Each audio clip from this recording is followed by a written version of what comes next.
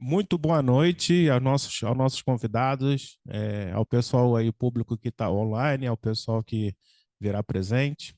Esse é mais um evento do Clube de Engenharia, né, a qual nós temos prazer aí de retribuir. E agradecemos a inscrição dos nossos inscritos, né, o pessoal que está nos assistindo.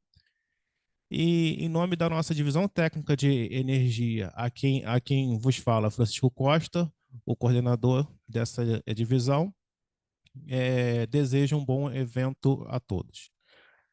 O nosso palestrante de hoje, né, é o Rafael Martins, né, ele se predispôs a palestrar aqui no clube. Eu peço para que vocês aí de casa sigam nossas páginas, né? Facebook, LinkedIn, Instagram, dá aquela curtida no nosso canal no YouTube, ok?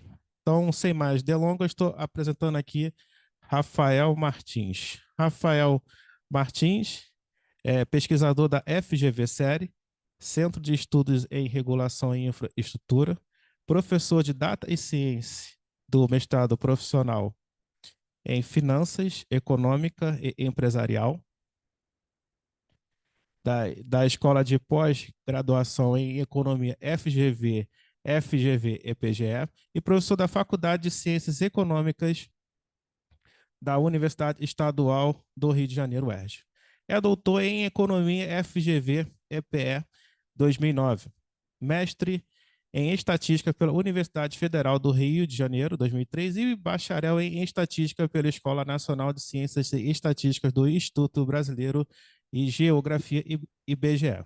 Foi coordenador de pesquisas da Diretoria de Análises Políticas Públicas da FGV, econometrista do Grupo Libra, pesquisador e professor do IBGE entre 2009 e 2011, e tem interesse em aplicações de estatísticas, econometria, métodos quantitativos e ciência de dados e economia de infraestrutura e regulação. O tema da nossa palestra de hoje é a resiliência da infraestrutura diante dos eventos climáticos extremos. Também aqui na mesa, pode falar? Também aqui na mesa nós temos aqui o Francisco Victor, que também faz parte da nossa divisão técnica de energia, e eu peço para que ele venha aqui e se apresente. Muito boa noite, senhoras e senhores. É um prazer estar aqui presente hoje nessa apresentação que, particularmente, eu estou muito curioso e otimista desse tema que o Rafael vai trazer, que é sobre a resiliência energética dentro das redes de distribuição.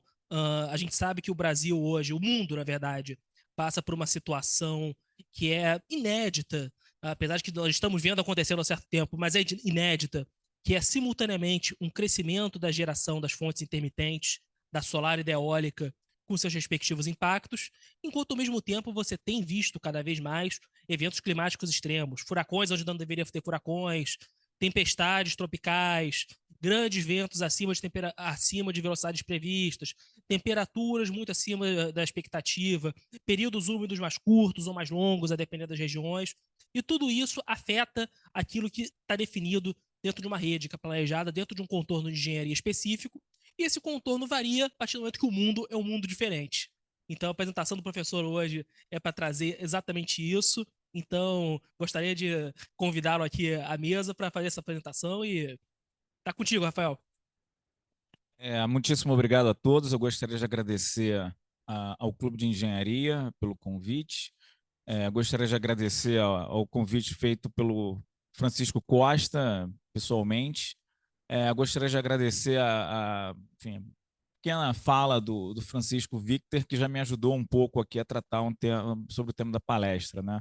Uma boa noite a todos, para quem está vendo ao vivo, e, enfim, como tem se dito, um bom momento para quem estiver vendo em outro momento aí pela versão do YouTube. Uma boa palestra para todos nós.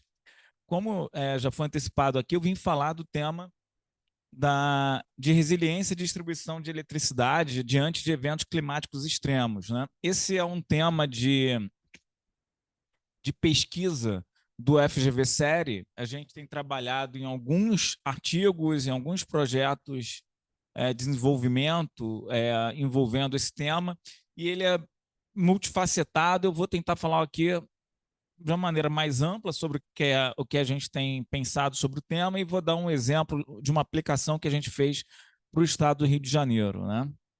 Ver se...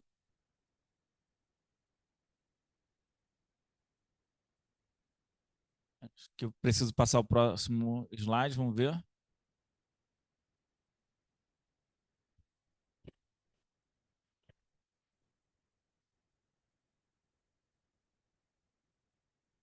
Deixa eu ver se antecipou. Agora está indo, agora está passando, né? Agora sou eu aqui? Isso. Não, acho que não sou eu, não. O próximo. Tá. Então, o que eu vou falar aqui? Esse é um breve mapa, só para a gente ter uma ideia. Eu vou apresentar um pouco, né, o que é esse cenário de mudanças climáticas e os eventos extremos. Vou fazer aqui uma ligação, apontar como a resiliência se comunica com a vulnerabilidade de algumas comunidades, né, com a ideia de vulnerabilidade social. Para isso, a gente criou um indicador, um índice de vulnerabilidade social. A gente vai falar de aplicações em políticas públicas, barreiras à adoção aqui das técnicas, das metodologias que a gente tem apresentado, e os comentários finais. Deixa eu ver aqui. Puder passar?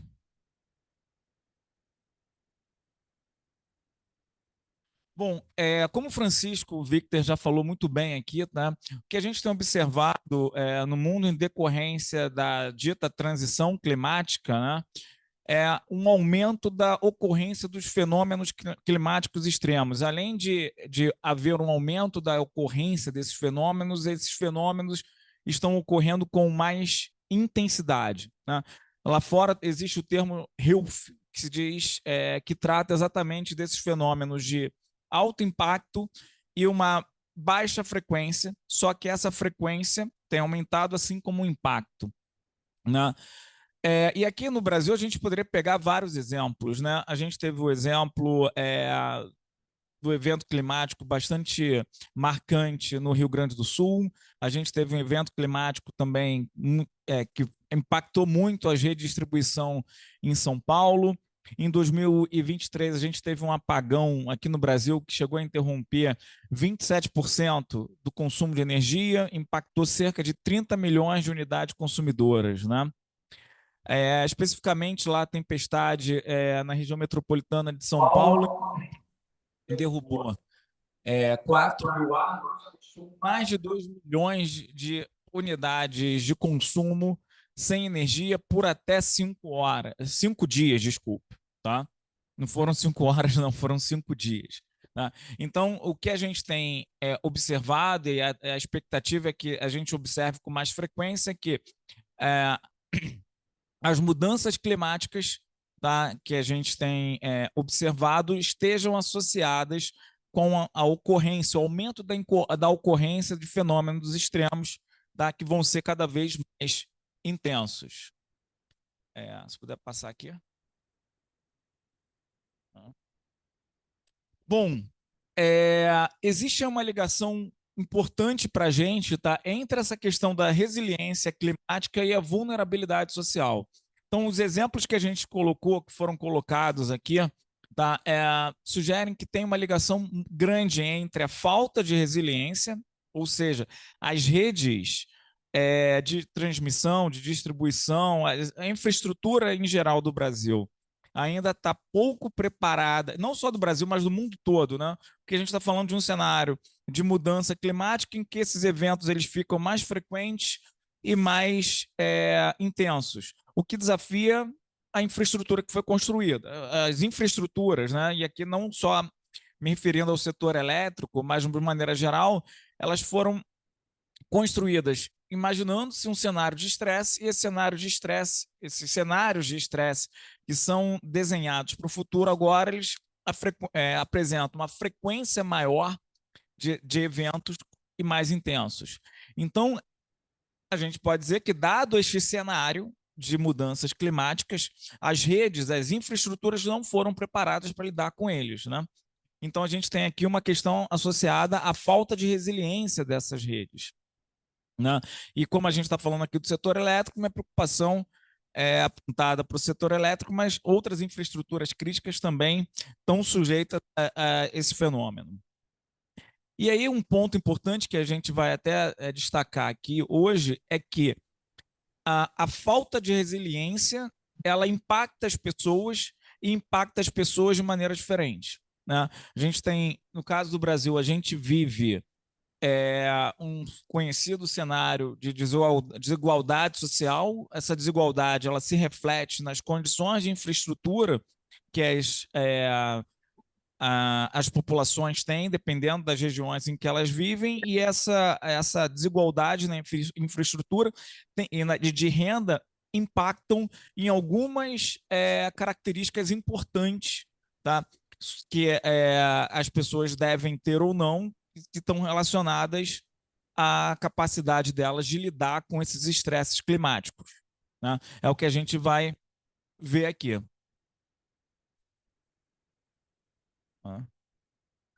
Bom, como é que o FGV Série, tá? E esse slide aqui eu acho um slide sintético, mas bem importante. Como é que a gente enxerga a resiliência, né?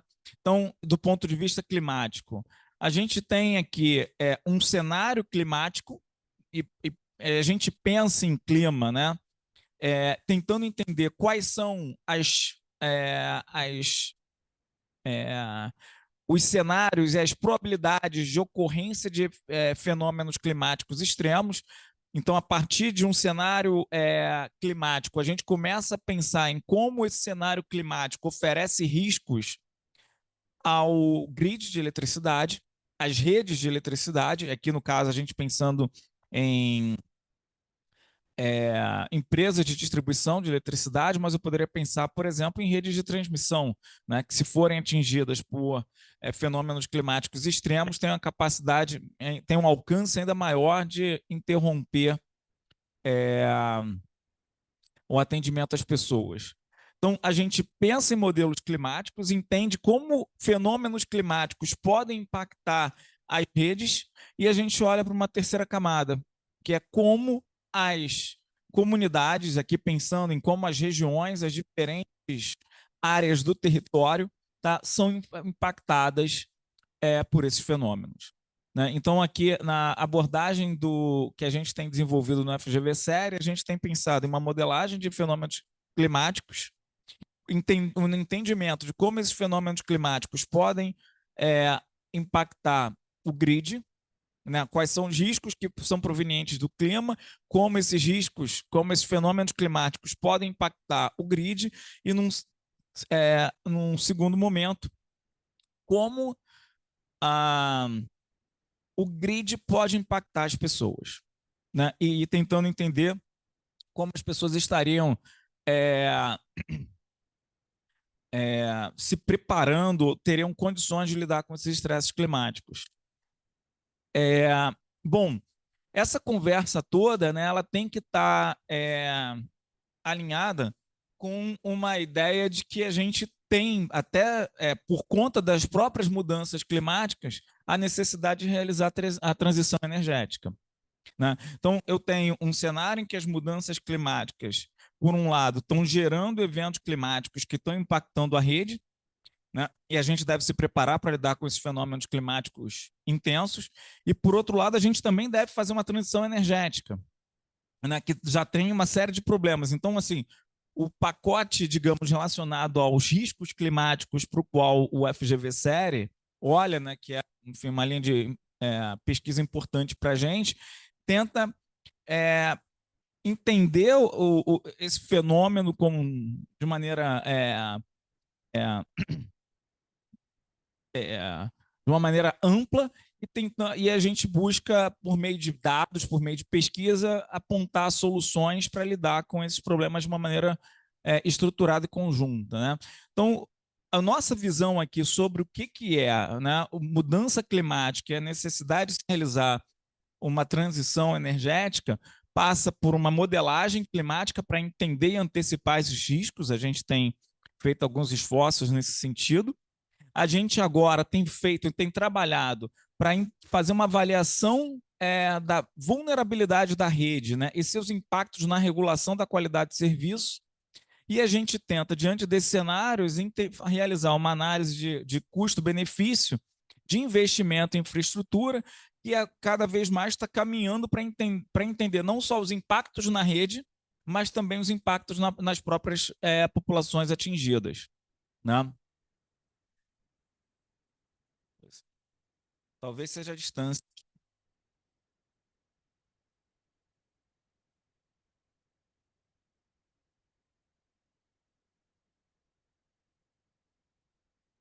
Tá. Oi? Aqui, aí. Então, assim, o plano geral é mais ou menos esse, né? A gente tem aqui uma linha de pesquisa, né, que ataca cada uma dessas camadas, né? Então, tem uma camada de modelagem climática, e lá na Fundação Getúlio Vargas a gente tem conversado bastante com alguns pesquisadores que se dedicam sobre esse tema e estão começando a nos ajudar. A gente, além de fazer.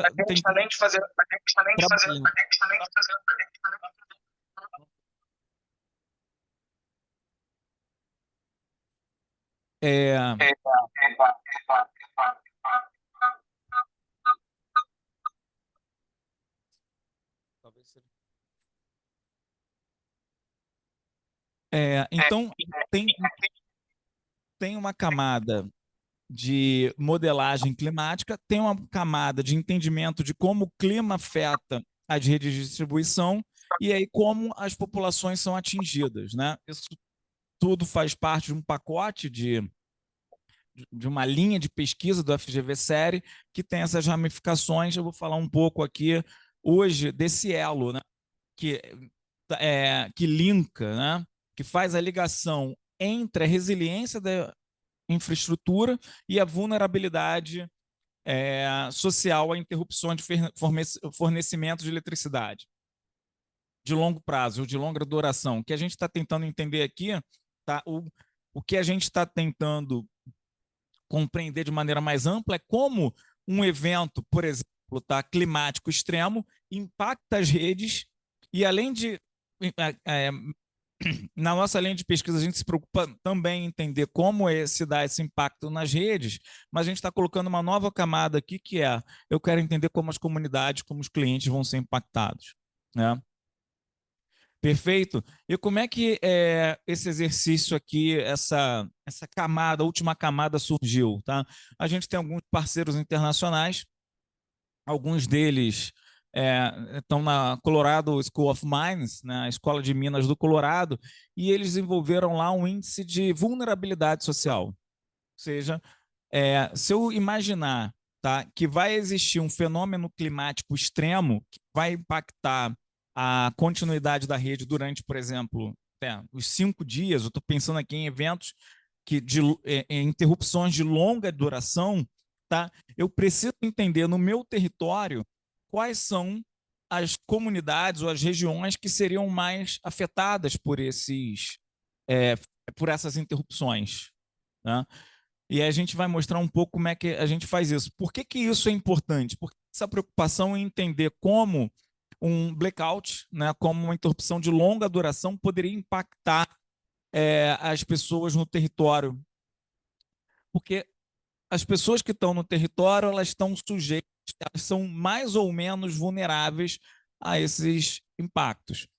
E aí, do ponto de vista de construção de redes resilientes, faria sentido considerar não só as próprias características da rede de distribuição, para eu entender exatamente quais pontos daquela rede de distribuição, ou eventualmente quais linhas de transmissão, se a gente estiver pensando aqui na transmissão, teriam um impacto, digamos, técnico maior, ou até financeiro maior, mas muitas vezes eu preciso também entender que em algumas comunidades, em algumas regiões, as pessoas podem sofrer impactos que estão relacionadas a variáveis que não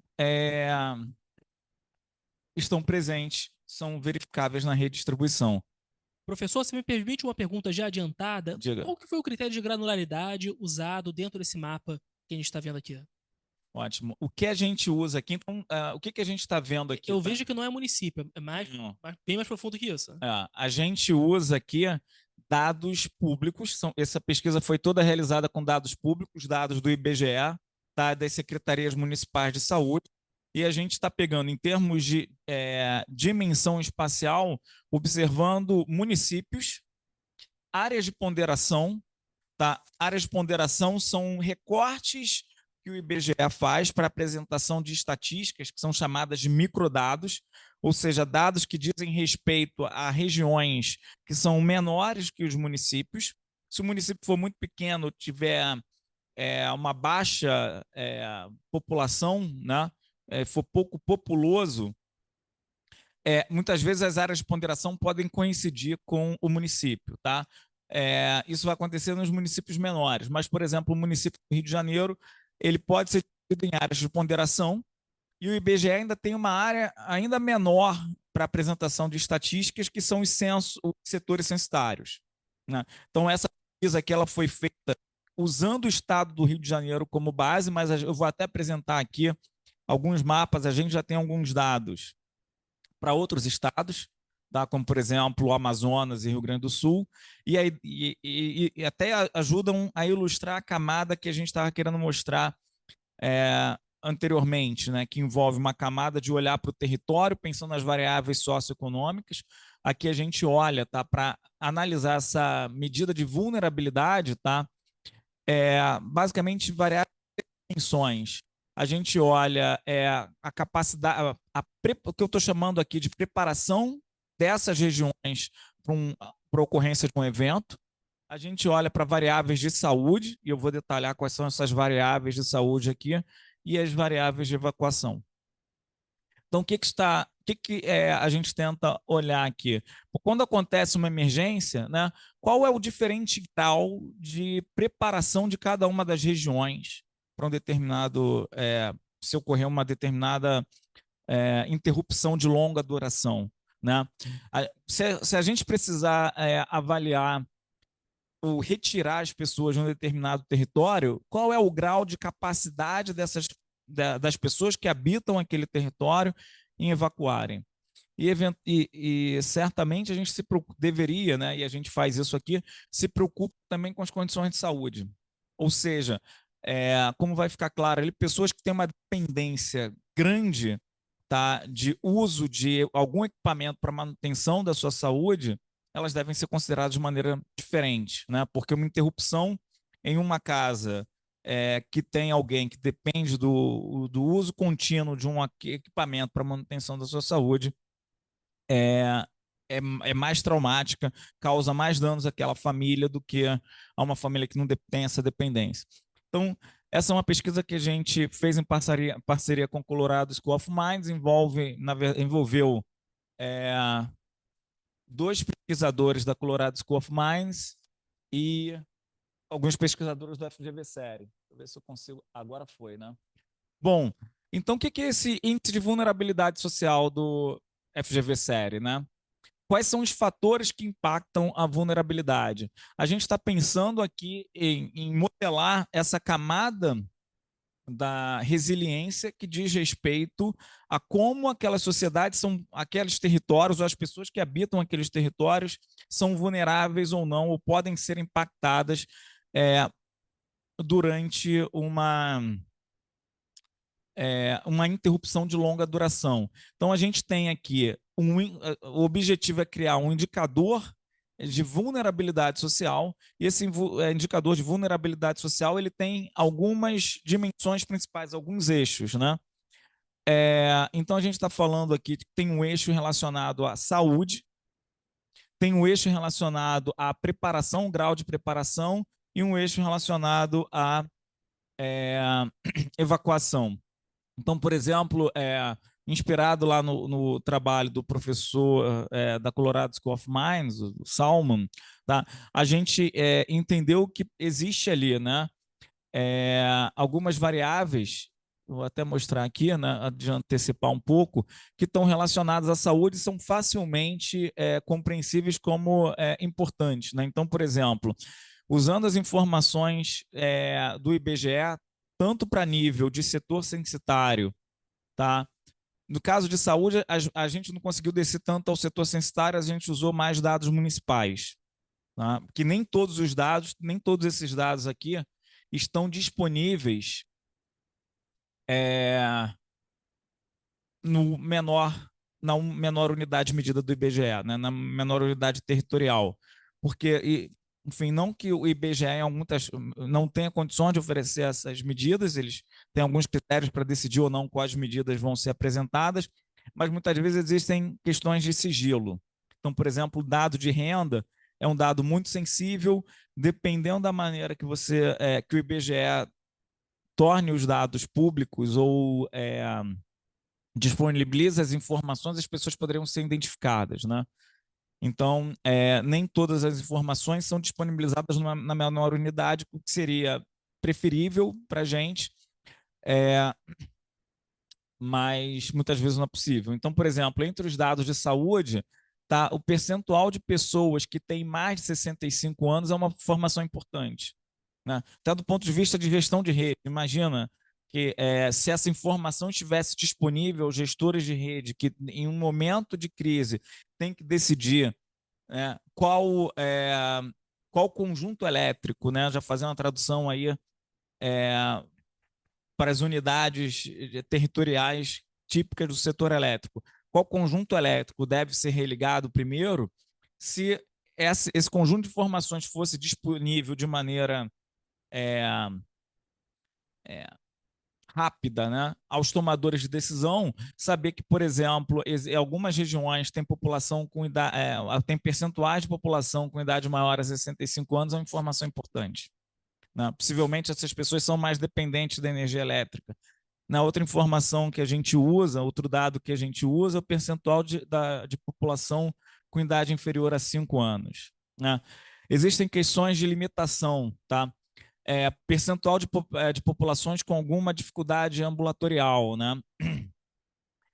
A gente leva em consideração, por exemplo, variáveis relacionadas a doenças como diabetes, asma ou algum tipo de doença cardíaca, né? Quanto maior a proporção de pessoas que têm algum tipo de doença crônica ou precisam de algum nível de atenção maior, deveria, a princípio, né, seu cuidado em relação a, por exemplo, o restabelecimento de energia elétrica.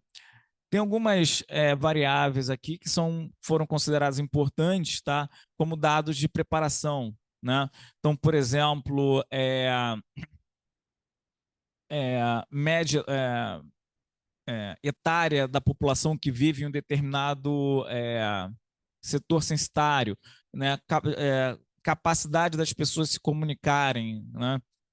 Percentual de casas com a população maior de crianças, com mais crianças, né? Percentual de crianças, questões relacionadas à renda, né? Percentual de pessoas que vivem em casas com mais de uma família, nível de educação, né? Nível de escolaridade de algumas populações. Então, a gente olhou para esse território, buscando essas variáveis aqui, uma combinação, evidentemente, do que a literatura aponta para a gente, né, que está aqui, com o que é disponível nas bases de dados do Brasil. Então, a ideia, né, e aqui, por fim, né, os dados de evacuação, que levam em consideração sexo, proporção de crianças, renda, percentual de pessoas com algum tipo de deficiência, tá? Disponibilidade de veículos. Tem algumas coisas que são curiosas, tá? Eu acho que na versão atual a gente está trabalhando para atualizar esse estudo, tá? Mas tem algumas coisas, alguns episódios curiosos, por exemplo, no Rio Grande do Sul. Vocês devem se lembrar da história do cavalo que ficou preso lá em cima de um telhado. Tá? A evidência internacional mostra que, por exemplo, tá, presença de animais domésticos é uma variável que torna a evacuação mais difícil. Pessoas que têm animais domésticos em casa têm uma resistência maior a abandonarem os seus lares em um momento de ocorrência de um desastre ou de uma interrupção longa de energia elétrica, porque muitas vezes elas têm dificuldade de transportar os seus animais, tá? E elas, por outro lado, não relutam bastante em abandonar os seus animais. Então, a gente não considerou esse tipo de variável aqui, mas a literatura aponta que esse tipo de variável é importante, tá? E a gente não considerou porque elas não estavam disponíveis. Mas, enfim, a ideia aqui é que a gente usasse, né, todas as informações, todos os dados que estivessem disponíveis, né? Isso aqui é uma pesquisa que a gente continua andando, continua tocando na fundação, e conforme haja disponibilidade de novos dados, a gente vai atualizando. Bom, pergunta que surge é como é que a gente combina todas essas todos esses dados para gerar um indicador, né? O indicador ele é útil se ele tem, ele é parcimonioso, digamos, nas suas dimensões. É muito difícil olhar para um conjunto de variáveis como esse aqui e sem algum tipo de resumo tomar a decisão a respeito do que deve fazer. Então, o que a gente faz? Tá? Qual foi aqui a modelagem desses dados socioeconômicos realizada pelo FGV-Série? Tá? A gente, evidentemente, faz essa coleta. Basicamente, a principal fonte de dados é o IBGE. O IBGE tem dados até o nível do setor censitário, alguns deles. Os dados de saúde, a gente precisou usar bases alternativas. Então, a gente processa esses dados, considerando os diferentes fatores de risco, os diferentes fatores de vulnerabilidade, no caso, né? E aí, por meio de algumas técnicas estatísticas, a gente transforma esse conjunto de variáveis, né, que a depender do fator, né, de vulnerabilidade, varia o número, a gente transforma em um indicador, digamos, relacionado a um fator. Então, existe ali um fator saúde e uma variável, um indicador associado à saúde, uma variável associada ao grau de preparação e uma variável associada ao grau de ou um fator associado, um índice associado ao fator de evacuação, né? Então, a gente consegue gerar indicadores relacionados a cada uma desses fatores principais e depois a gente usa uma metodologia de ranking de Pareto para construir um indicador geral, né? E esse indicador geral permite que eu aponte quais as regiões, nesse caso aqui do estado do Rio de Janeiro, estão mais vulneráveis ou menos vulneráveis em relação a, né, durante apagões de alta duração em cada uma dessas dimensões em relação a uma dimensão geral. Então, eu já antecipei aqui esses slides, tá? Só para as pessoas terem uma ideia, tá? A gente tem as dimensões ali da vulnerabilidade e como se pode, tá em inglês, desculpa aí para quem eu acabei aproveitando as tabelas do artigo, tá? Esse artigo foi publicado na Natural Hazards no ano passado.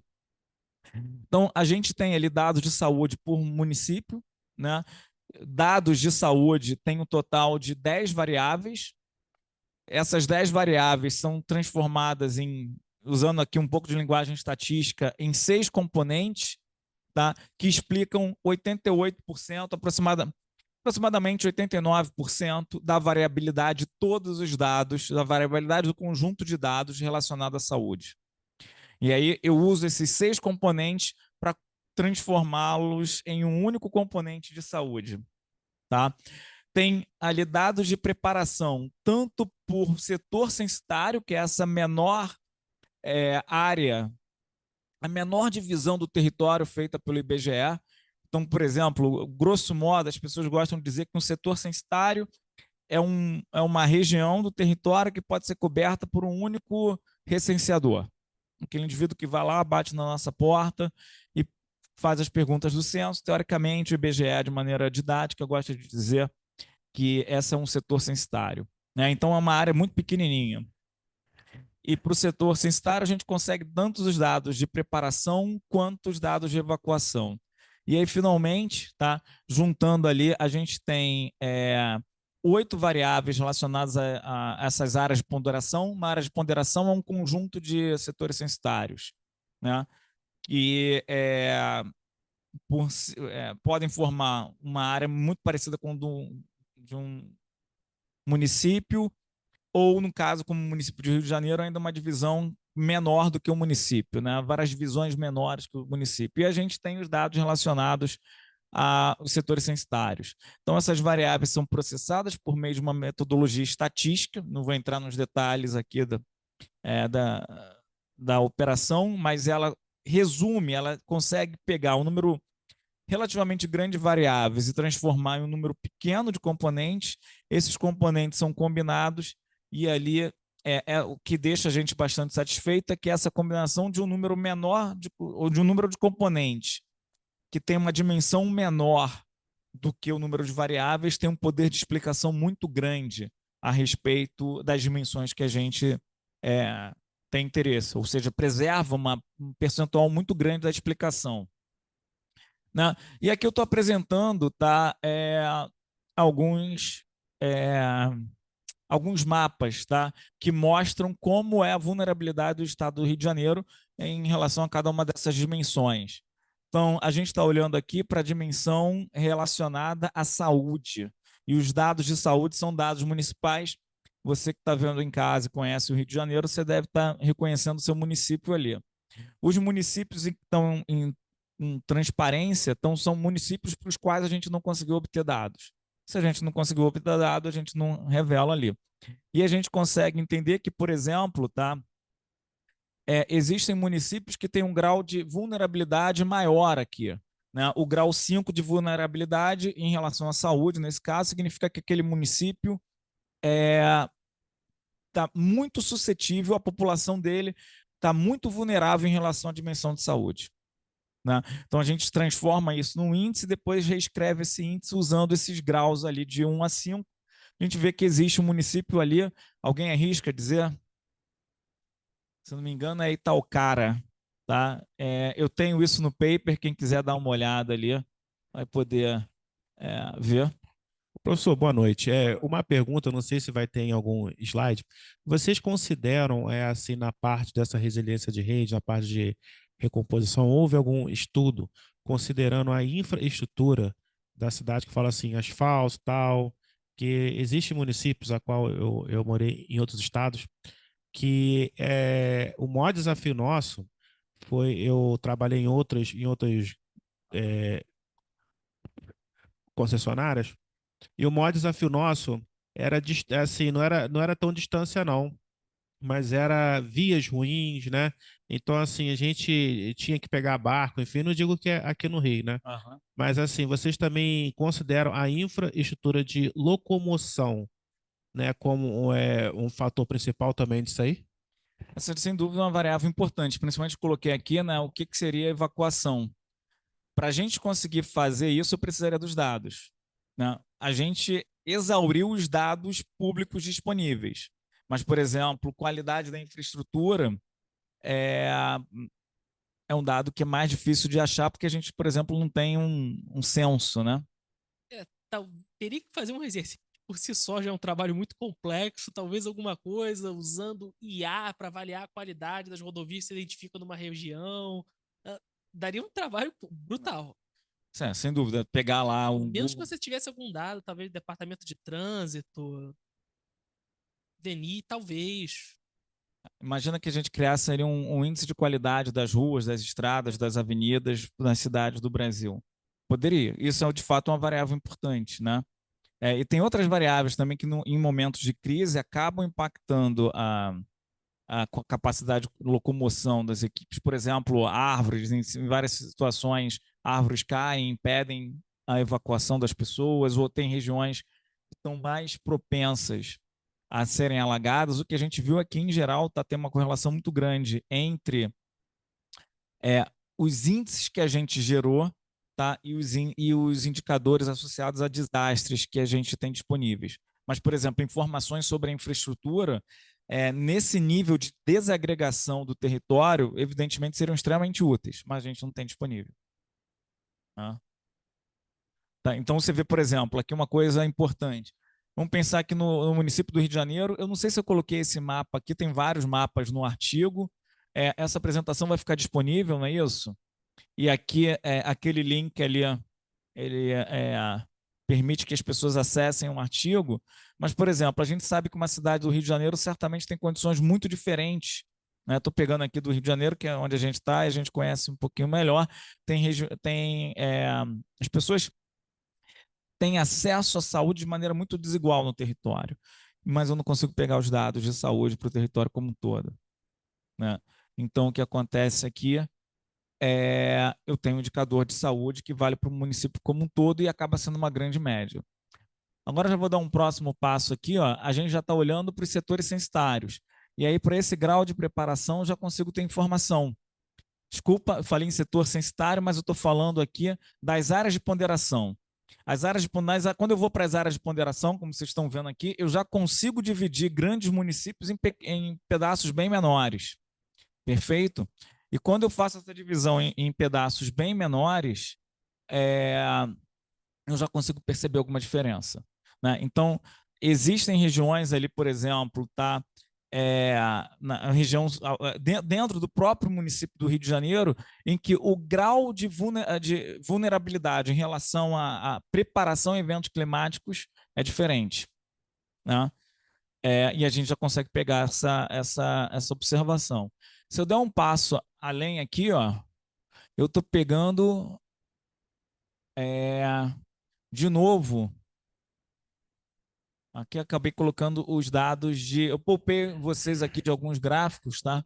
Que lá no paper a gente tem vários, mas, por exemplo, eu estou pegando aqui de novo, dando um passo atrás. Aqui, ó, em termos de evacuação, a gente consegue perceber que existem áreas do Rio de Janeiro que, quando a gente olha para essas variáveis relacionadas à evacuação, as condições de evacuação são diferentes, né? Então, tem um pedacinho ali da cidade que tem mais condições de evacuar do que em outros, né? A gente sabe, por exemplo, que as condições do Rio de Janeiro variam bastante no território, e quando a gente consegue detalhar, pegar dados que tem, como se diz, uma resolução maior, uma granularidade maior, a gente consegue falar sobre pedaços de território com maior propriedade. Francisco, tem alguma... Eu tenho diversas. Quando fala Francisco, também fica difícil, né? Eu tenho diversas, mas na verdade, mas gostaria que você terminasse primeiro para a gente começar a fazer. Não, que eu vi que você está animado aí, ó. Tá? E aqui eu tenho finalmente um índice de vulnerabilidade que vai entre 0 e 1. Tá? Quanto mais próximo de 1 é mais vulnerável. E aí, enfim, esse é um mapa aqui que já dá bastante uma ideia bem clara de que existem, de fato, regiões no estado que têm um índice de vulnerabilidade bastante destacado em relação às demais, né? Esse exercício aqui que a gente fez, tá? A gente já está trabalhando aqui para fazer em outros estados, e aí tem um exercício bastante interessante, tá? Aquele mapa ali da minha esquerda, né, do estado do Amazonas, é um mapa, na verdade, ele tem vários mapas. A gente construiu esses índices de vulnerabilidade para o estado do Amazonas, né, cuja a divisão territorial, tá, e a construção das variáveis foi a mesma que a gente observou aqui, né? Ou seja, eu tenho os municípios do Amazonas, as áreas de ponderação, que são as primeiras divisões dos municípios, e os setores censitários, que são uma divisão adicional dos municípios, né? E a gente tem os indicadores de vulnerabilidade social, como apresentei aqui, calculados para essas regiões. Em outro mapa, né, separado pelaquela barrinha vertical ali, espero que todos consigam ver, a gente coloca informações do território, mas que estão relacionadas ao grid. Os tinhos ali são os sistemas isolados da Amazônia, e a gente consegue obter uma série de informações a respeito do provimento de eletricidade naqueles sistemas isolados, tá? E a gente também tem as informações sobre os conjuntos elétricos.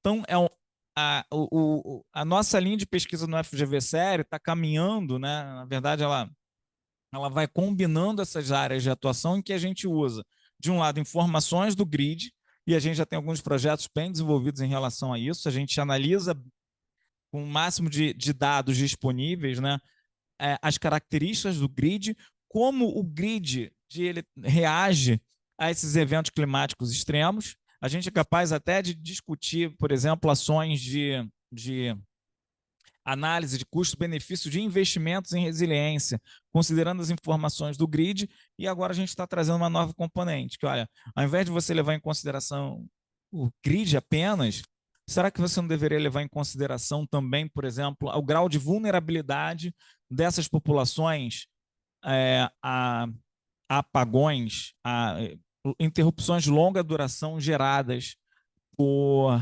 eventos climáticos extremos, onde estão as pessoas que, por exemplo, têm a saúde mais abalada quando elas ficam sujeitas a uma longa interrupção.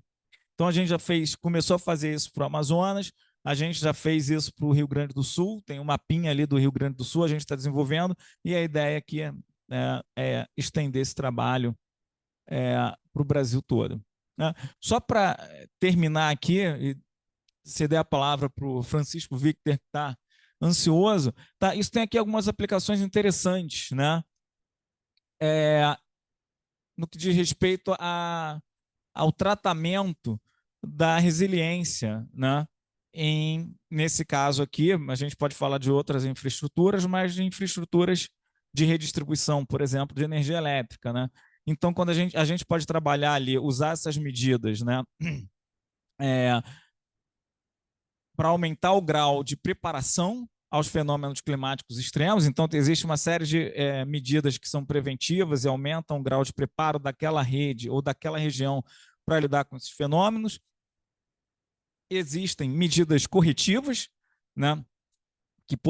Essas medidas corretivas, elas podem também ser informadas pelas métricas, pelas medidas aqui em dois sentidos, né? As medidas, vamos dizer, ações corretivas que podem ser informadas pelas medidas que estão sendo propostas, e, finalmente, existem as ações de restauração do sistema, que também devem levar em consideração, ou podem levar em consideração, as medidas de vulnerabilidade, ou seja, além de...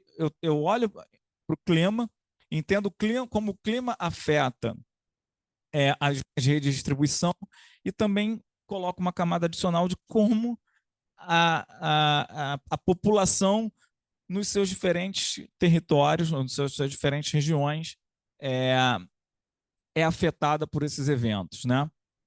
A gente ainda tem algumas discussões aqui que poderiam ser feitas, tá? A gente ainda tem uma barreira, digamos, um conjunto de barreiras à adoção dessas medidas. Então, eu acho que não só no Brasil, mas no mundo inteiro, tá? A regulação tem que entender como levar em consideração essas preocupações sociais, né? A gente tem que aprender também a como levar em consideração a resiliência nas revisões tarifárias, né? E para fazer isso tudo, a gente precisa de um novo marco regulatório que leve em consideração a resiliência. Ou seja, a gente está falando aqui de um caminho de aprendizado, né? De fato, né? Com alguns comentários finais aqui, né? Esses resultados que a gente está vendo, essa linha de pesquisa que está em desenvolvimento, isso aqui foi um primeiro artigo, tá? Que a gente publicou no final do ano passado, tá?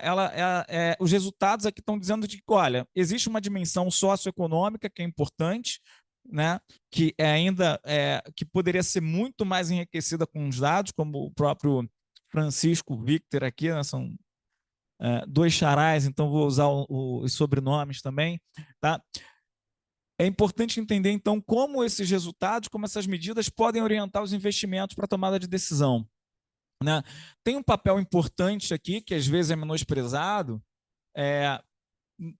do ponto de vista de investimento, e principalmente se você considerar hoje em dia, tá, com o advento do trabalho online, né, ou do trabalho híbrido, em que o oferecimento de uma infraestrutura, tanto de eletricidade, né, quanto de internet, como de telecomunicações, é o que vai permitir que as pessoas consigam trabalhar de casa. Então, olha só que curioso, né? Tem uma dimensão adicional aqui que se agora o trabalho é híbrido ou online, tá? A diferença na qualidade da prestação do serviço pode afetar diretamente a capacidade daquelas pessoas terem acesso a um trabalho mais qualificado, terem mais conforto, ou terem acesso a trabalho online. Eu só consigo trabalhar online se o provimento de energia elétrica for confiável, se o provimento de internet for confiável. Então, tem uma dimensão aqui, tá, que talvez a gente tenha, por meio da qualidade da infraestrutura, né, da rede elétrica, capacidade de mexer aí nessas variáveis associadas às desigualdades sociais que preocupam tanto, né, aqui no Brasil. E aqui a gente já tem trabalhos, tá, que estão rodando, como eu sugeri aqui, que é para expandir esse exercício feito, tá, para todo o país e tentando entender melhor como as práticas de operação da rede elétrica podem ou devem, né, levar em consideração essas variáveis socioeconômicas que apresentam bastante diferença ou heterogeneidade no território. Meus caros, é isso. Agradeço a atenção de todos. Boa noite ao pessoal que está aí online. Deixe a sua pergunta aí no chat, ok? Para que possamos aí passar para o palestrante. Com a palavra, Francisco Victor, e vamos bater palmas aí para o nosso Não vai ter querido direito à pergunta, não? Não vai por ter isso, direito à tá? pergunta, não, ô? Francisco Victor aí com a palavra. Boa noite novamente, professor Rafael. Primeiramente, agradecer pela apresentação. Falei que eu estava ansioso, você conseguiu corresponder à minha ansiedade. Fiquei muito feliz com o que foi apresentado. São muitos desafios, né?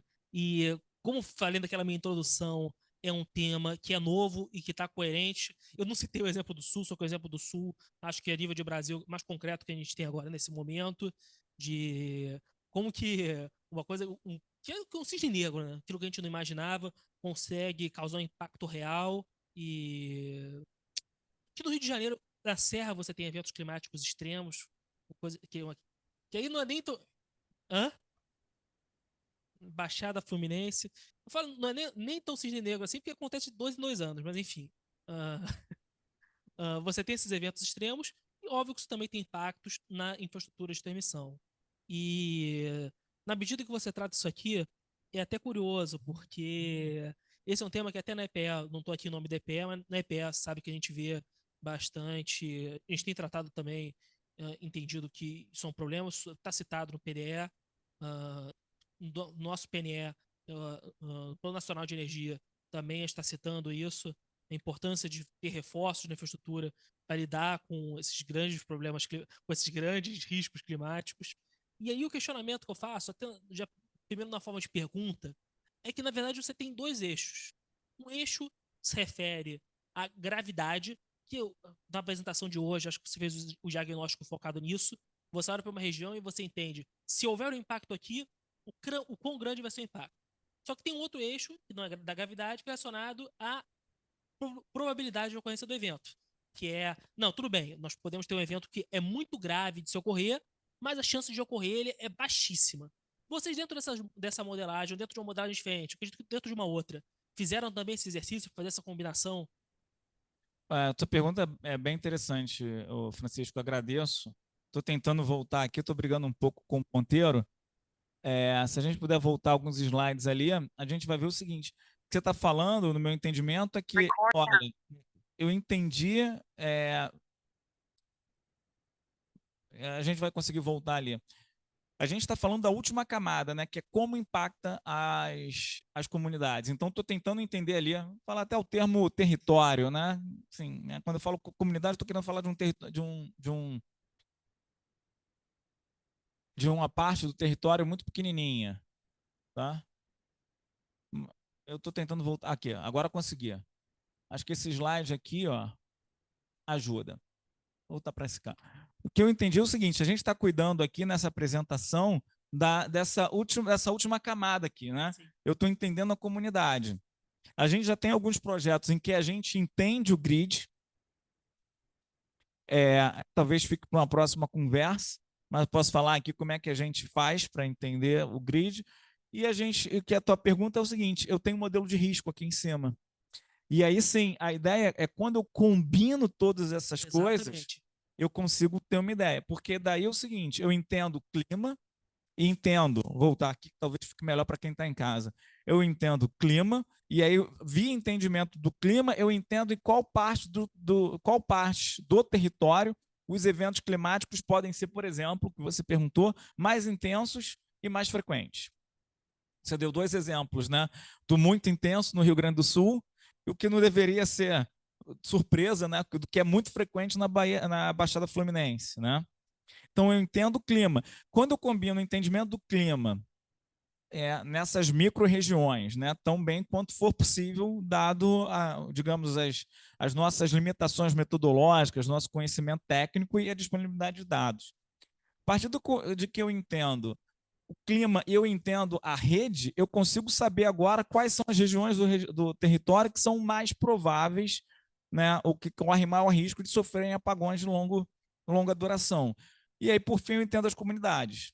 Então, eu navegar e construir um sistema que permita a gente navegar por essas diferentes camadas para tomar decisão de investimento é, digamos, é a grande pergunta que a gente tenta responder nessa linha de pesquisa. Perfeito. Acho que nesse slide eu já tinha enxergado isso, eu queria saber realmente. Então, vocês também têm um trabalho diferente para esse modelo de risco. Exatamente. Entendi. E isso também é engraçado, porque quando você fala do impacto no final, é muito interessante você fazer essa avaliação. Porque eu estava tendo essa discussão, semana passada, eu tive lá em São Paulo, fui na ISA-CETEP, na ISA, agora é ISA Energia, né? E aí, eles também estão fazendo um trabalho, um exercício parecido com isso, ou vão começar agora, através de P&D, sobre resiliência climática dos ativos de transmissão. E um dos pontos que eles me trouxeram para avaliação, disseram que, evidentemente, que esse é um questionamento complexo, difícil de se analisar, que é aquele ponto.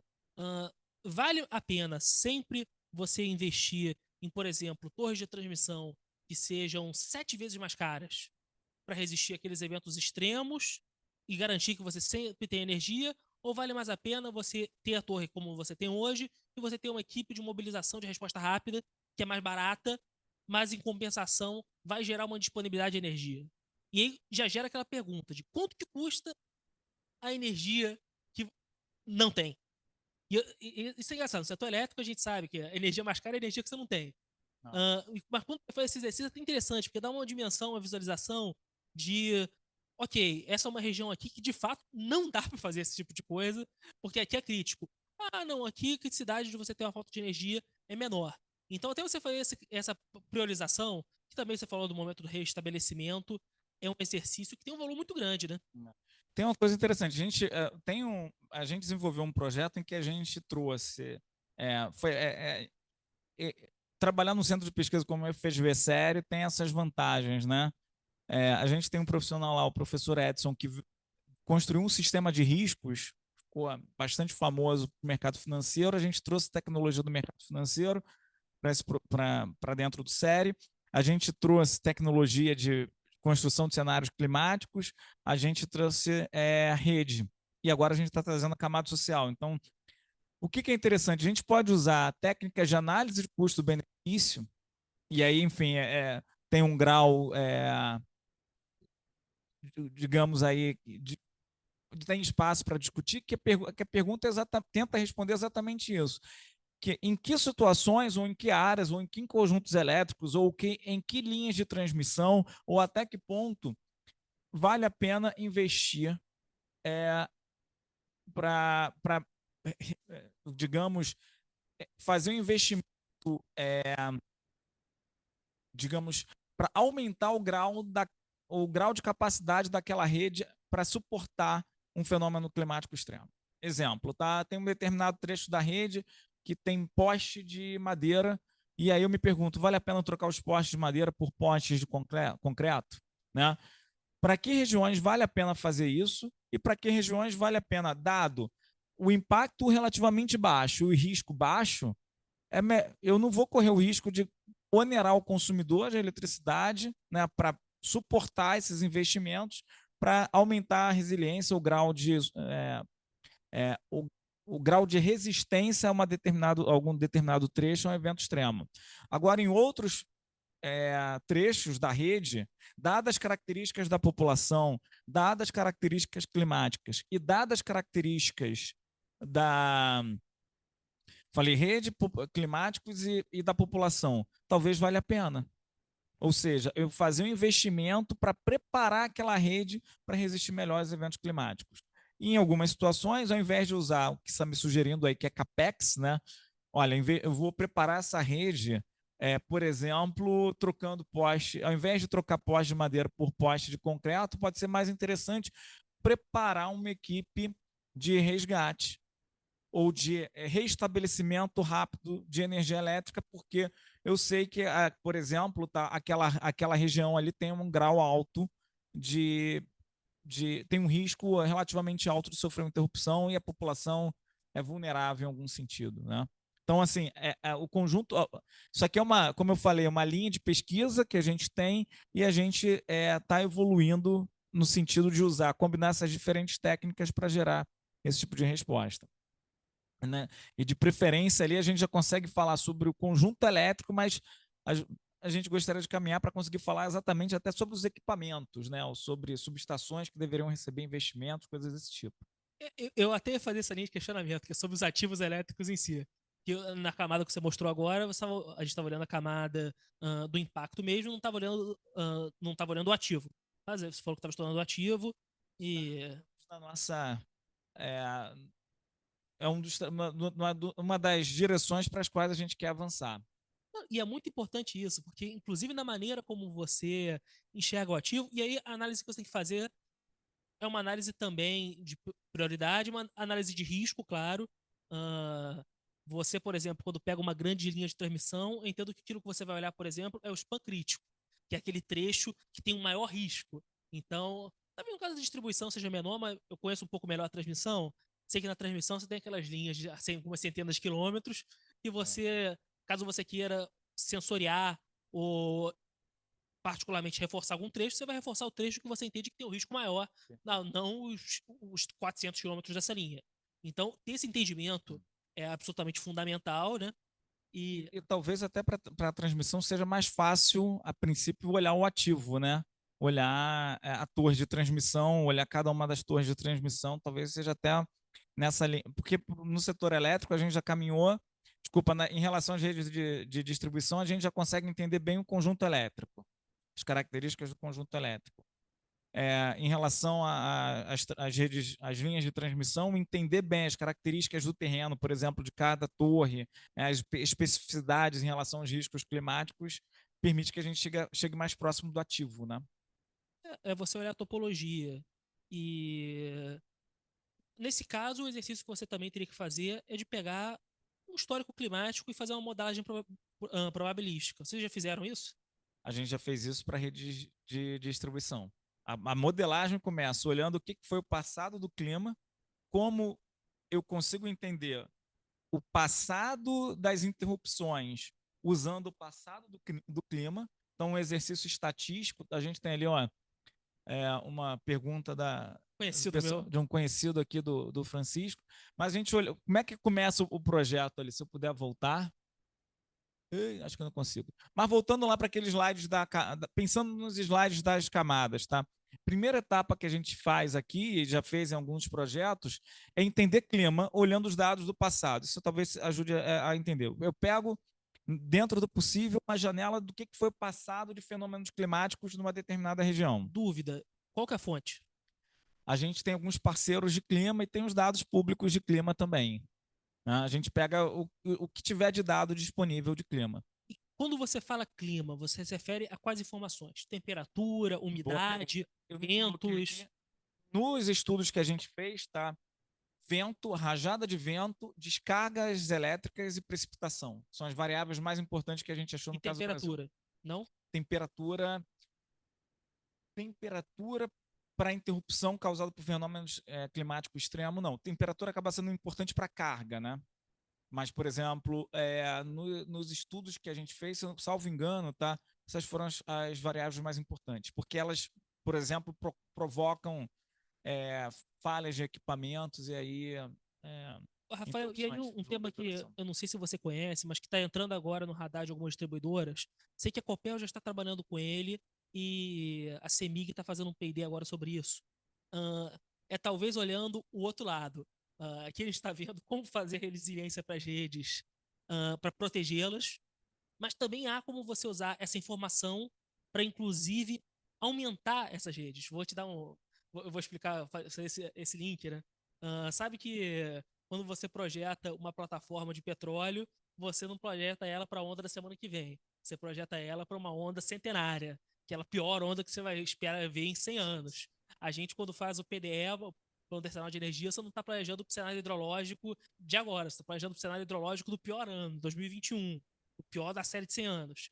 Então, a linha de transmissão, quando você calcula o sistema de distribuição, mas numa linha, quando você calcula a capacidade ativa dessa linha, que você está usando para transporte de corrente, você calcula em função do pior cenário térmico. Sim. Pior cenário em que essa linha não poderia, em que essa linha estaria com vento nenhum, temperatura muito alta e você não pode passar a corrente mais do que isso, senão você vai causar um dano físico nativo. Agora, na maior parte do tempo, você tem uma temperatura que é inferior a essa e você tem mais algum vento que isso, você por vezes pode ter precipitação, que para nível de resfriamento da linha é positivo. Não no Brasil, mas fora do Brasil pode ter neve, pode ter outros elementos que para nível de precipitação para nível térmico da linha são benéficos. E aí, o que está sendo feito no exterior? E essas duas distribuidoras que eu citei estão estudando fazer agora. Acho que o Copel já está fazendo, a CEMIG está estudando.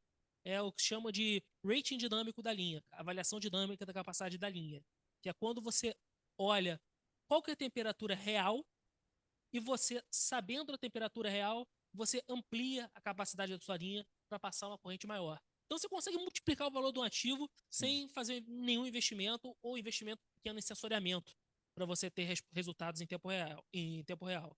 Acho que essa é uma linha interessante até para se pensar, porque está muito relacionado com o tema da resiliência climática, apesar de ser diferente, mas a essência mesmo, porque é olhar dados de clima para ter benefícios dentro do ativo da infraestrutura. Bacana. A gente tem algumas iniciativas que, por exemplo, você falou, por exemplo, do caso da Finlândia, a gente olhou para a Finlândia, porque na Finlândia eles fizeram um estudo importante de resiliência, justamente por conta da ocorrência de neve. Eu falei de Finlândia? Acho que você falou de Finlândia, não falou? De regiões de muito gelo. Não, desculpa, você falou de regiões de muito gelo. Por acaso, eu estive na Finlândia de janeiro para fevereiro e, de fato, lá na Fingrid eles estão operando com isso que eu falei, do Dynamic Line Rating. Exato. E a gente olhou... Mas que você leu minha mente, foi engraçado. A gente olhou para o caso deles, né? O caso da Finlândia é um caso interessante em que essas técnicas foram aplicadas. Você falou de clima, só para aproveitar aqui e não me estender muito, né? Que eu sei que tem gente ali na fila. A gente... uma parte que talvez eu não tenha deixado tão clara, que a gente usa projeções climáticas. Tá? Então, assim, eu tenho um histórico do que foi o clima até hoje, projeto o que vai ser o clima no futuro, usando, por exemplo, dados do IPCC, e aí tento entender, fazer uma tropicalização do que seria essas tendências de longo prazo do clima para o que seria o Brasil e os nossos conjuntos elétricos. A partir daí, a gente cria cenários que eu vou chamar aqui de cenários climáticos ou cenários de estresse climático, usando técnicas de análise de risco do mercado financeiro mesmo, para tentar dizer, olha, se o clima for na direção que o IPCC está dizendo mesmo, segundo esse cenário do IPCC, e a gente fez isso para vários cenários, a gente escolhe, a gente percebe que uma determinada região vai sofrer mais vento, rajada de vento, ou descargas atmosféricas, ou enfim, e a partir daí a gente entende como deveriam ser os investimentos em infraestrutura considerando um cenário. Então dá para levar em consideração essas coisas aí também. Muito interessante. Vamos seguir para as perguntas, então? Então você vai tomar... Tem pergunta minha. Diga. Tem pergunta minha. Tudo bom? Boa noite.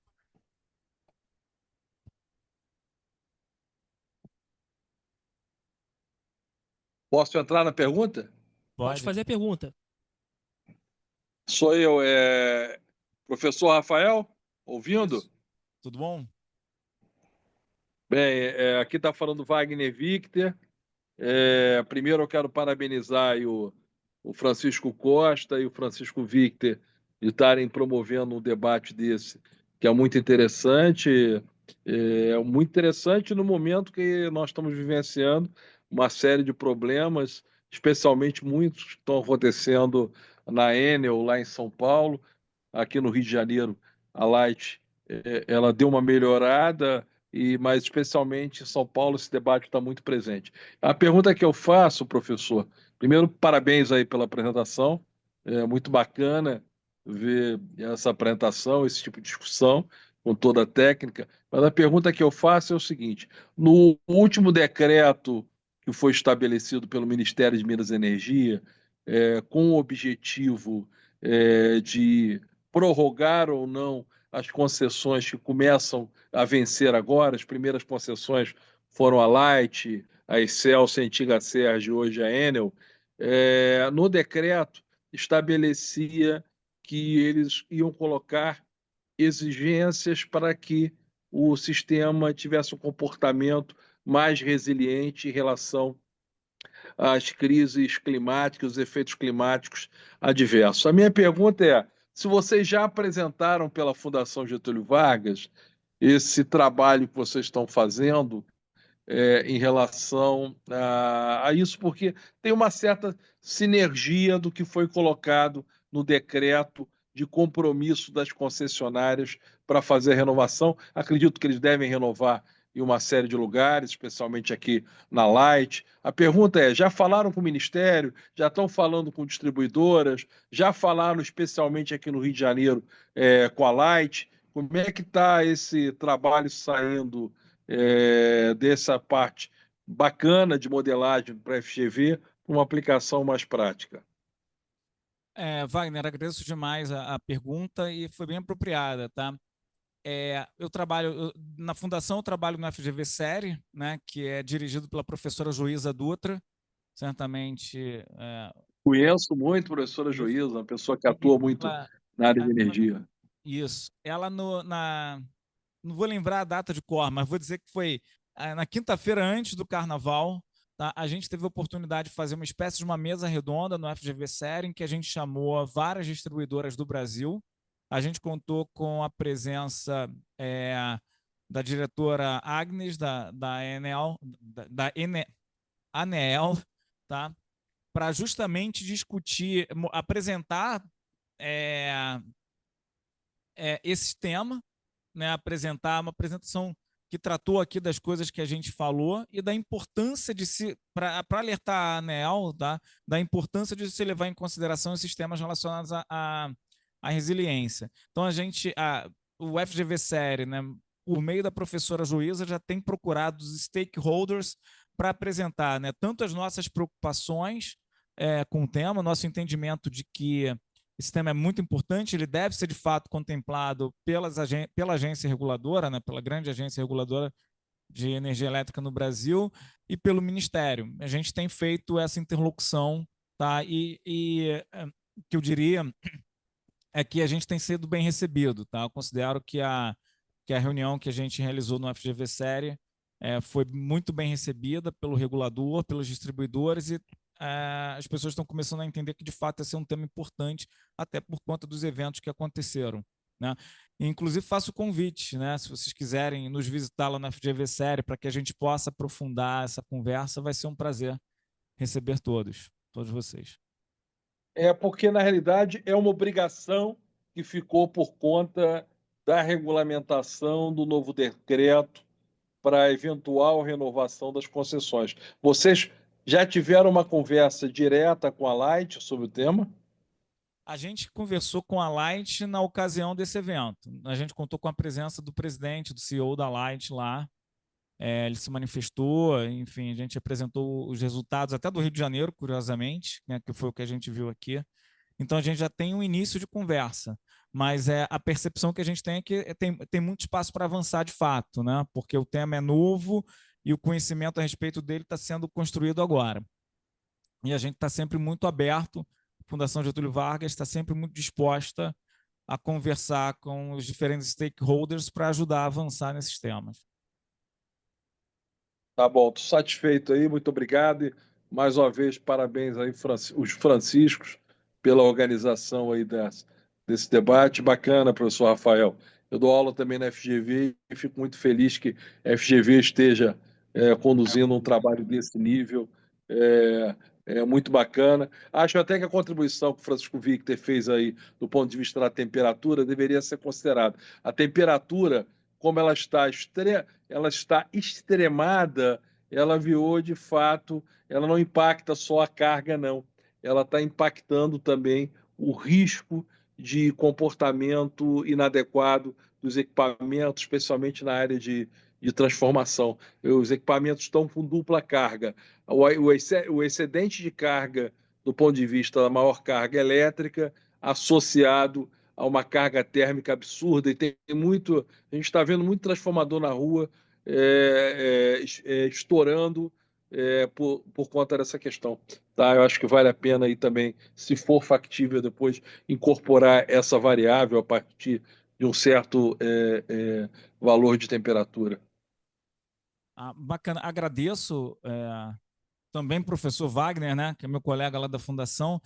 E, na verdade, é o seguinte, os nossos modelos climáticos, tá, eles contemplaram temperatura e temperaturas extremas. Falha a memória, tá, elas só não foram significativas do ponto de vista estatístico dos modelos que a gente usou para explicar esses fenômenos climáticos extremos. Se eu não me engano, salvo engano, mas vou até verificar, nas áreas de concessão para as quais a gente desenvolveu esse trabalho, essas 4 variáveis foram mais importantes. Mas, bem lembrado aqui, o Rio de Janeiro é um estado que tem temperaturas bem altas, né? Centro-Oeste, possivelmente, tem um caráter regional, né? Por exemplo, fora do Brasil, certamente a temperatura acaba tendo... Em alguns lugares, a gente tem evidência de fora do Brasil que temperatura é importante, porque acaba estando, por exemplo, relacionada a incêndios florestais. Aqui no estudo que a gente fez, essas 4 variáveis, salvo engano, foram as mais relevantes, mas a gente contemplou temperatura também. Talvez no Rio de Janeiro, se a gente fizesse o mesmo estudo no Rio de Janeiro, a gente conseguisse capturar isso. Muito bem apontado. Obrigado pelo comentário. Perfeito. Obrigado. Obrigado, Wagner Victor, pela sua contribuição. Professor Rafael, obrigado mais uma vez. Eu trabalhei 22 anos no setor elétrico, agora estou no outro setor, né? Então, eu sempre trabalhei na área de transmissão e na área da operação no tempo real. Sempre ali no SIM, né? E na rede básica do Operador Nacional. Eu notei que na transmissão nós temos sistemas mais robustos, duplicidades, parcerias. Uma coisa que me chamou muito assim, lógica, né? Foi quando nós tivemos algumas... Foi uma ocorrência que nós tivemos e eu notei que outras transmissoras tava dando apoio naquela diretiva, né? Naquele sinistro. Aí a minha ex-executiva falou assim, aí eu perguntei assim, poxa, mas isso aqui é um ativo, né, da transmissora X, por que outras transmissoras estão aqui? Aí não esqueço disso de outro. Chico, o sistema é de todos. Caramba. Porque, assim, a intenção de eu levantar aquela linha de transmissão que houve aquele sinistro beneficia outras transmissoras que estão ali, né, que estão com sobrecarga nas suas linhas, enfim, tal. Então, eu notei que na transmissão nós temos assim, duplicidade, investimentos altos, enfim. Aí eu fui trabalhar em distribuidora, eu vi já uma lógica um pouco diferente, né? E eu vi esse problema que nós tivemos no Sul. Então, eu vi que ali foi algo severo, climático, né? Desde 2001 que eu estou no setor, eu saí em 2022, né? Então, de uns tempos para cá, esses eventos têm se elevado, né? E aí eu vi que outras distribuidoras, inclusive amigos meus, foram para o Sul, de outras distribuidoras que não tinha nada a ver com aquela que estava lá, né, para dar apoio. Então eu falei assim, será que esses eventos climáticos que nós vamos ter recorrentes, não tem como mais assim fugir, né?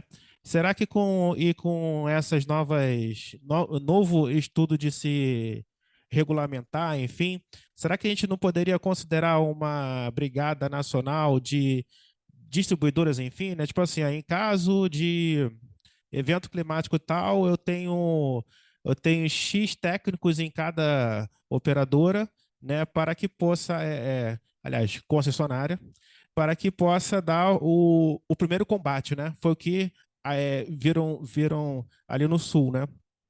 Foi equipe da Light, Energisa, enfim, técnicos cedidos. Aí eu queria saber se para uma próxima regulamentação a gente poderia ter uma brigada, né? Eu não vou chamar assim de brigada, né? Mas de uma equipe de emergência para atuações em eventos climáticos a nível nacional.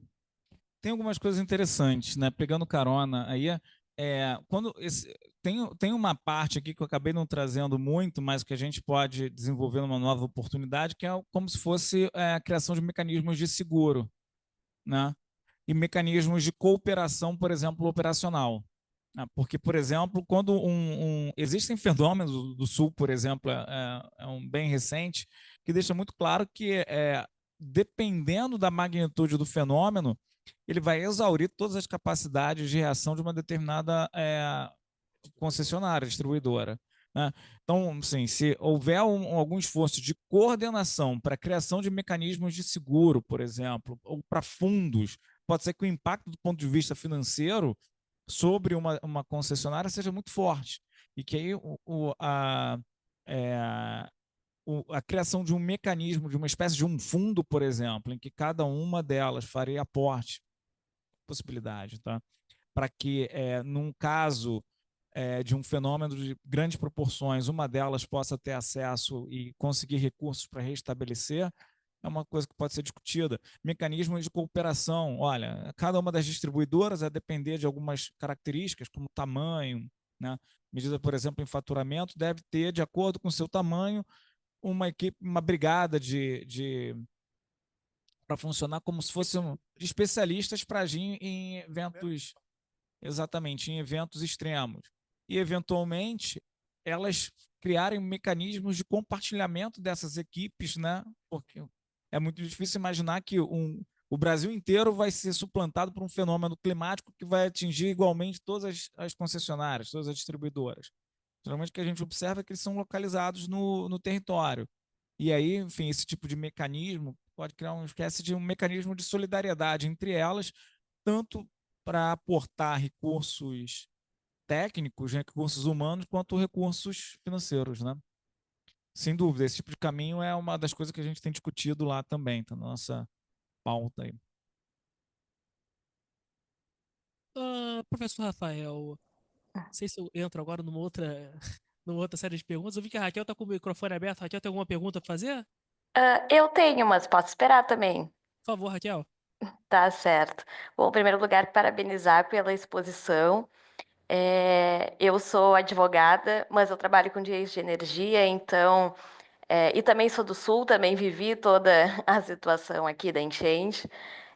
Então, tanto pela minha vivência quanto pelo trabalho, acabei me aprofundando muito no estudo de resiliência, que é uma questão que foi trazida muito para o judiciário e ainda, se já no âmbito regulatório é um tema novo, imagina no judiciário, né? Era uma grande dificuldade tratar desse tema. E minha pergunta é até fazendo um gancho com a pergunta do Wagner, na verdade, se esses parâmetros que estão sendo desenvolvidos, claro, existe uma ausência de marco regulatório, a ANEEL já deixou claro que está trabalhando nisso, tem a consulta pública que foi aberta do ano passado, tem o aditivo aos contratos de concessão, que foi mencionado pelo Wagner, mas fato é que hoje o que as distribuidoras têm são esses parâmetros de tempo de interrupção, serviços essenciais, então hospital, abastecimento de água, e é algo que é feito muito na hora, né? Eles fazem essa sala de crise, vêm ali pelos clientes, esse contingente de clientes estão desatendidos e vão tomando essas decisões meio que na hora, mas é o que se tem hoje.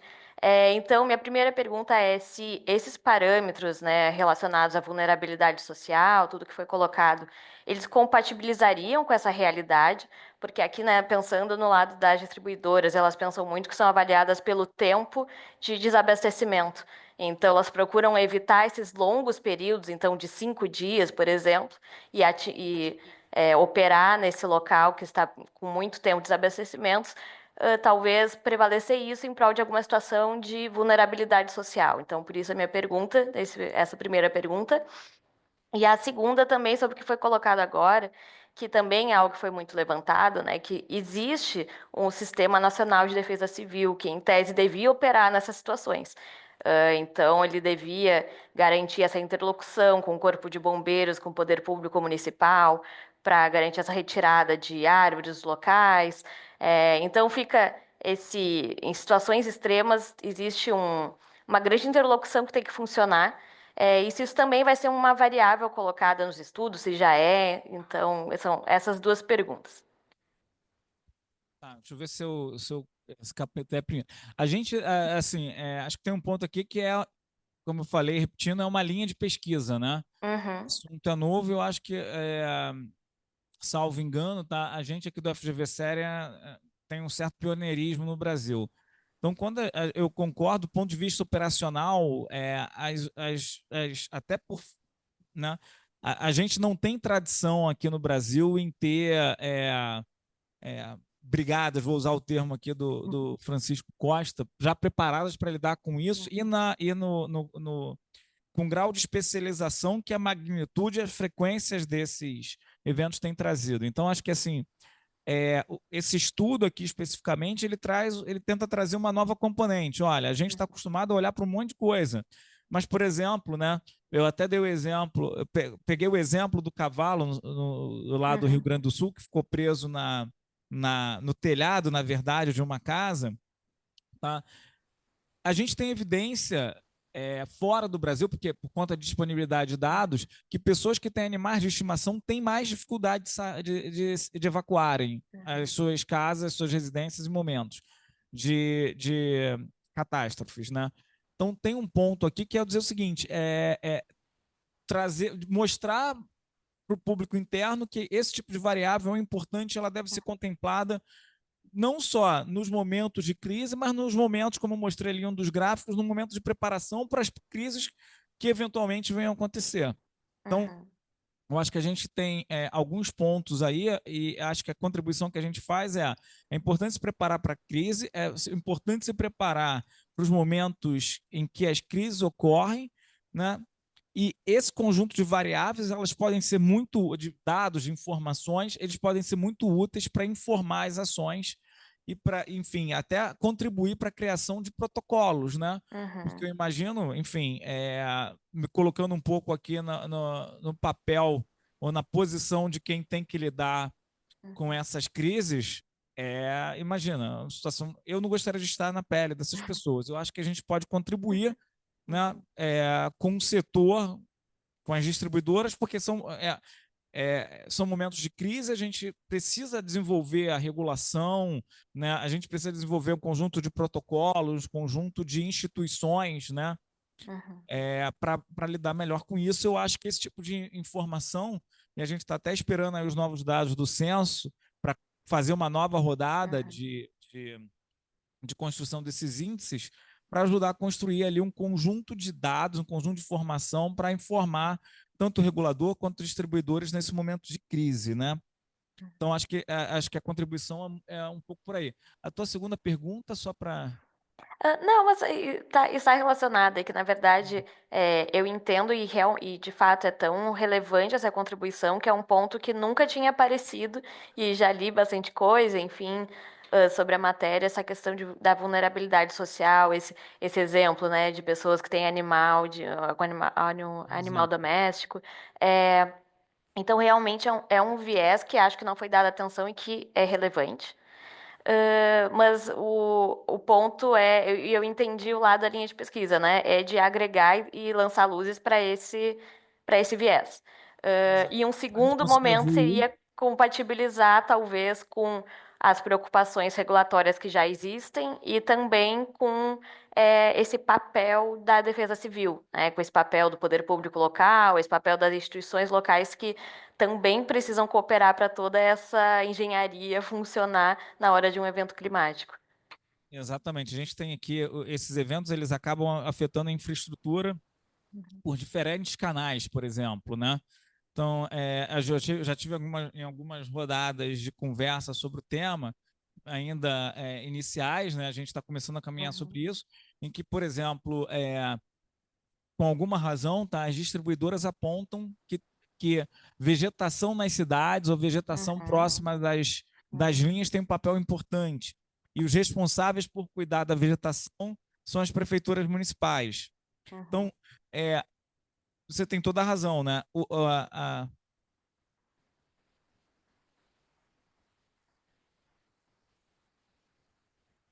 Então, que bom, eu tenho aqui você quer ouvir para o público de casa? Quer dizer, fala aqui. Nós temos também um outro tipo de problema que é licença de poda, seja pela prefeitura ou pelo IBAMA, né? Ou pelos outros órgãos ali que passam. Então, nós temos esse tipo de perspectiva, né? Também, aqui. Beleza. Sim, sim. Então, de fato, a gente precisa evoluir, digamos, na criação de mecanismos e na coordenação entre as diferentes instituições, né? Tanto do setor público quanto do setor privado, para conseguir evoluir na questão da resiliência. O próprio Francisco Victor colocou aqui que, olha, tem uma variável importante tanto para evacuação quanto para prestação do atendimento, que é a qualidade das vias. Né? Você poderia levar em consideração informações a respeito da capacidade de drenagem, que em alguns episódios aqui no Rio de Janeiro, por exemplo, na Baixada Fluminense, teve um papel importante. Então, a discussão da resiliência, ela envolve todos os setores de infraestrutura crítica, tá? O setor de energia elétrica é um deles, e envolve também uma série de atores, digamos, do setor público, né? E cada um tem a sua responsabilidade. Então, acho que, de fato, a gente tem que ampliar o espaço de debate para trazer todo mundo e conseguir deixar bem claro qual o papel, qual a responsabilidade de cada um deles, e nas 3 fases, né? Na fase anterior à ocorrência dos eventos, no momento de crise e no momento de restauração posteriormente. Sim, perfeito. Obrigado. Eu que agradeço, obrigada. É impressionante, quando você tem um grupo de trabalho de crise desses, assim, você vai convidar, vai ter de prefeito, governador, pega a situação de São Paulo, vai ter órgão ambiental, vai ter distribuidora, evidentemente, vai ter a transmissora, que pode não ter nada a ver com isso, mas vai estar ali também, e vai ter técnico dela convidado para ajudar.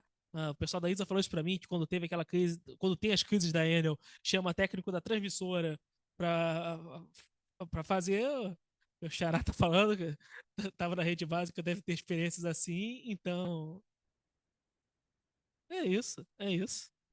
Então, esse relacionamento é natural e até saudável até certo ponto, que todo se dialogue e você aproveite aquilo que já tem existente. Professor Rafael, acho que já se caminhando para o final da nossa sua excelente exposição de hoje, queria perguntar aquilo que você já tinha indicado ao longo da apresentação, mas sobre o futuro. Qual que é o futuro desse projeto que vocês iniciaram? Quais são os outros projetos que vão surgir a partir disso? E no final de tudo, qual que vai ser o produto que vai ser entregue ao setor elétrico brasileiro e à sociedade? A gente tem procurado, tem várias frentes aí de desenvolvimento, né? A gente entende, por exemplo, tá, que há oportunidades, tá? Pensando aqui nos projetos que a gente realizou, de juntar aquelas camadas, né? A gente já fez alguns projetos diferentes, esse projeto aqui tem uma das camadas. Como é que a gente pode, de fato, juntar todas essas camadas para responder uma pergunta que até mesmo você fez? Pô, bacana. Agora entendi qual é a vulnerabilidade. Como é que eu crio, por exemplo, um sistema de gestão de ativos pensando em resiliência? É uma pergunta que, enfim, precisa ser respondida. Isso aqui possivelmente deveria, né? Ou deveria ajudar a criar uma espécie de um dashboard em que o gestor estivesse vendo ali, combinando todas as informações para decidir o seu plano de investimento. Então, a gente tem algumas camadas ali que elas precisam serem unidas para começar a gerar, de fato, um produto que seja útil para os tomadores de decisão. Eu entendo que tem alguns aspectos importantes em relação ao avanço, à compreensão de como essas informações, esses dados, esse conhecimento sobre resiliência deve ser incorporado na regulação, né? Como deve ser formulada uma regulação que contemple a resiliência, né, de maneira adequada? considerando, por exemplo, os riscos e considerando os custos, porque tem uma coisa curiosa aqui, né? Os investimentos em resiliência, eles lembram, de alguma forma, investimentos em seguro, né? A gente faz investimento em seguro para não usar. Eu, toda vez que faço seguro do meu carro, fico muito feliz quando eu não uso, ninguém quer usar. A resiliência, a gente da maneira que a gente está falando aqui, a gente está falando de resiliência para fenômenos climáticos extremos. Ou seja, eu não quero que ele aconteça, mas investir em resiliência tem custo, né? Então, por exemplo, quais são os trade-offs entre esse investimento? Até onde ele deve ser feito, até onde ele não deve? Quem deve suportar esses investimentos? Quais são os impactos tarifários desses investimentos? A gente chegou a fazer algumas contas nesse sentido, mas são perguntas que ficam abertas. E exemplo, esses impactos eles podem ser muito profundos. Existem mecanismos de seguro, esses riscos, de alguma forma, como se diz, eles são seguráveis. É possível encontrar alguém, uma parte, que tome esses riscos. Como deve ser feito esse compartilhamento de risco entre as distribuidoras? Eu, por exemplo, deveria criar um fundo, como, por exemplo, o mercado financeiro tem para, né, para garantir depósitos, para que, em caso de ocorrência desses eventos, as concessionárias possam sacar exatamente o que vai qualificar um evento extremo ou não para a concessionária acessar esse fundo. Os custos desse fundo são suportáveis às concessionárias, aos consumidores. A questão de, por exemplo, medidas para melhorar o grau de resposta durante a crise. As brigadas ali, como o Francisco Costa sugeriu, elas devem ser criadas, como é que elas devem funcionar? Então, assim, tem não diria que nem uma linha, é uma linha de transmissão, né? De pesquisa, é uma linha muito grande de pesquisa, com várias perguntas a serem respondidas, porque a gente tem que preparar a regulação, fazer a regulação, os reguladores entenderem o fenômeno, os stakeholders entenderem o fenômeno, para depois entenderem qual é a melhor resposta, quais são os custos de cada uma das respostas, quais são os benefícios, né, e como a gente pondera custos e benefícios, como a gente pondera quem paga. Então, acho que assim, tem alguns caminhos interessantes, tá, para a gente seguir, tanto em modelagem de riscos, entendimento de compartilhamento dos riscos, mecanismos de seguro, impactos na regulação, aprimoramentos regulatórios, enfim, acho que tem bastante coisa interessante para fazer. E aqui, já na linha ali, a gente está com o objetivo de expandir esse estudo para o Brasil inteiro e atualizar com os dados novos do censo demográfico. Isso já está no nosso pipeline ali. Perfeito? Gostaria de agradecer novamente aos espectadores, o pessoal que está pela internet, agradecer o Clube de Engenharia, agradecer a Francisco Costa e a Francisco Victor aqui, e aos demais que fizeram perguntas também online pela excelente colaboração. Muitíssimo obrigado, hein? Então, boa noite. Só para passar aqui, né? Eu vou deixando para as considerações finais. Vamos ter um evento aqui da nossa divisão técnica, dia 2 de abril, falando sobre energias renováveis, um panorama sobre biogás e biometano no Brasil. Palestra com o Fábio Viana, todos aí de vocês estão também convidados, e esse link vai ser disponibilizado aí pelas mídias sociais do clube, né? Já próximo, eu peço que, caso vocês se interessarem, compartilhem, curtam e se inscrevam também, ok? Então vamos para considerações finais. Agradecer o palestrante Rafael pela sua disponibilidade. A gente se conheceu, foi no ano passado, né? No seminário, não é isso? A gente já está conversando há um ano, né, cara? E falta aí, vamos que vai. Eu falei assim, pô, não sei se ele vai vir, não. Mas enfim, veio e aí, agradecer pela troca de conhecimento, tá? Então, essa é a minha palavra de mensagem final. Então, vou deixar aqui também agora para o Francisco Victor, depois eu passo para ele. Muito obrigado, meu xará. Eu mesmo já tinha colocado aqui, agradecer pela palestra que foi excelente, trazer um conteúdo que faz sentido com o desafio que a gente enfrenta hoje a nível de país e nível de mundo. E o diferencial, eu acho que o grande destaque da série da FGV é você, às vezes, não só apontar o problema, mas também estar encaminhando exatamente qual que é a solução, inclusive amarrar depois como que a ANEEL vai ter que pegar isso para resolver. Então, é interessante ver como que essa pesquisa, portanto, se relaciona com a realidade. Tem um valor tremendo e uma linha absolutamente valorosa. Podia ficar aqui repetindo como que essa camada também se relaciona com as outras camadas, como que a combinação das camadas que se faz importante. Tem outras linhas auxiliares que eu falei também. A partir do momento que você está considerando elemento climático, você pode considerar também aquele aspecto positivo que eu falei do rating dinâmico, que é o que se aplica em outros lugares do mundo. Acho que um ponto para se trazer eventualmente uma discussão sobre um sensoriamento, até que ponto talvez sensoriamento ou a previsão, análise de séries históricas para previsão de cenários climatológicos futuros seja valioso também para você calcular o cenário de risco. Mas aí isso é importante fazer essa segmentação, aquilo que é planejamento, aquilo que é operação. Sensoriamento, apesar de que sensoriamento gera dados melhores para você calcular tendências futuras. Então, sensoriamento tem o seu valor sim. Mas entender, assessoramento, onde se coloca, onde que vale a pena, de quanto distância, enfim, são discussões todas válidas, mas é muito bom que vocês estejam tendo esse protagonismo em trazer esse tema para cá, em promover essa discussão e gerar material de qualidade para todos nós estarmos trabalhando em cima. Então, agradecer novamente pelo seu tempo, pela sua disposição, professor, e pela parte do Clube de Engenharia e da minha pessoal, estamos à disposição aí para apoiá-lo. Bacana, novamente, muitíssimo obrigado aí pelas palavras. Eu já fiz um agradecimento. Vou trazer o Francisco Victor aí para ajudar a gente a aproveitar a empolgação e as ideias dele para a gente desenvolver aí novos artigos nessa linha de pesquisa. E tem um problema para resolver lá na fundação, né? Vamos aproveitar essa dissertação aí para encaminhar algumas dessas ideias. Perfeito? Obrigado novamente. Considero o evento encerrado e obrigado a todos pela presença. Obrigado.